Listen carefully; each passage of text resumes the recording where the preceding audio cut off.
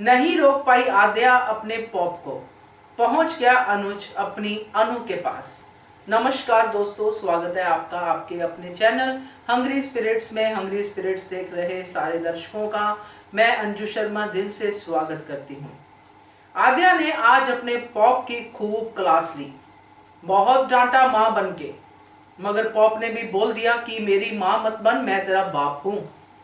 कितना समझ में आया आद्या को, कितना नहीं, ये तो बाद की बात है।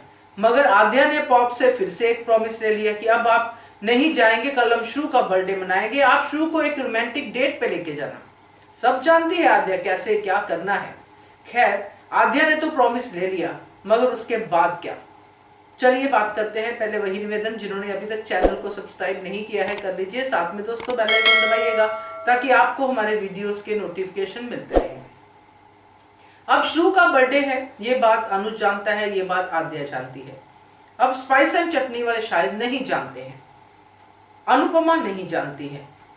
तो जिस दिन श्रू का बर्थडे है, यानी कि कल ही हम एपिसोड में देखेंगे, उसी दिन अनुपमा ने अनुज को मिलने के लिए बुला लिया, क्योंकि अनुज क्लोजर चाहते हैं। स्पेशल अनुपमा से मिलने आए हैं स्पाइस एंड चटनी में और नहीं मिल पाए, क्योंकि अनुपमा ने उस समय ये नहीं सोचा कि मुझे मिलना चाहिए। जब सब बातें मैं खत्म कर चुकी हूं तो अब मिलना किस चीज के लिए, जब अनुज शादी करने वाले हैं और मैं आगे बढ़ने की कोशिश कर रही हूं तो मिलना किस बात के लिए। अनुपमा को लगा कि मैंने क्लियरेंस दे दी है, मगर दीपू के समझाने के बाद अनुपमा को बहुत सारी बातें समझ में आई।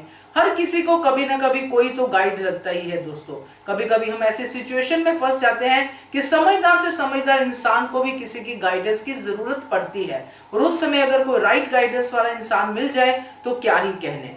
अनुपमा की जिंदगी में ऐसा हमेशा हुआ है, उसको राइट गाइडेंस वाले लोग मिले हैं, क्योंकि उसने रॉन्ग गाइडेंस वाले लोगों को कभी तवज्जो दी ही नहीं, जैसे कि बाकी लोगों ने दी। बाकी सब इस धारावाहिक में कान के कच्चे लोग दिखे हैं अभी तक, मगर अनुपमा ने कभी किसी के बहकावे में, किसी के भड़काने से चीजों को खराब नहीं किया है। जो किया है उसने अपने दम पे, अपने दिल से किया है। तो यहाँ पे जो अपना दीपू है, अनुपमा को क्लोजर का डेफिनेशन समझाते हैं, बताते हैं अपनी कहानी के साथ, एक्चुअल प्रूफ के साथ कि क्लोजर होना बहुत जरूरी है। इसके बाद अनुपमा जो डिसाइड करती है वो हम सब ने देखा प्री कैप में, कि अनुपमा कहती है कि अब मैं कर रही हूँ, दिमाग कुछ कह रहा है, दिल कुछ कह रहा है, मगर मैं जा रही हूँ, और वो चली जाती है। अब जब अनुज को ये मैसेज पहुंचता है कि अनुपमा मिलने के लिए तैयार है, इंतजार कर रही है, तो अनुज वहां पे सब कुछ भूल जाता है दोस्तों। प्रॉमिस तो बहुत दूर की बात है, साथ बैठे श्रू को भी भूल जाता है, उसको बहाना लगाता है और अपनी अनुपमा के पास पहुंच जाता है।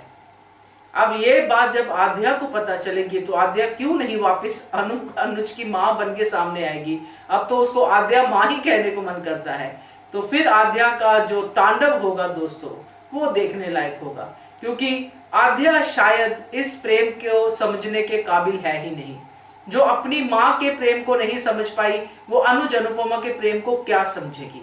अब उसकी उम्र पे मैं बिल्कुल नहीं जाऊंगी, क्योंकि जो भी लोग कहें, जिस तरह का आद्या का बिहेवियर है, कल को अनुपमा आके जो भी उसको गाइडेंस देगी, ठीक करेगी, वो आगे की बातें हैं, मगर राइट नो जो बिहेवियर है वो किसी बड़े से बड़े इंसान को पार करने वाला बिहेवियर है। तो अब जो होगा आद्या के साथ वो तो देखने लायक ही होगा।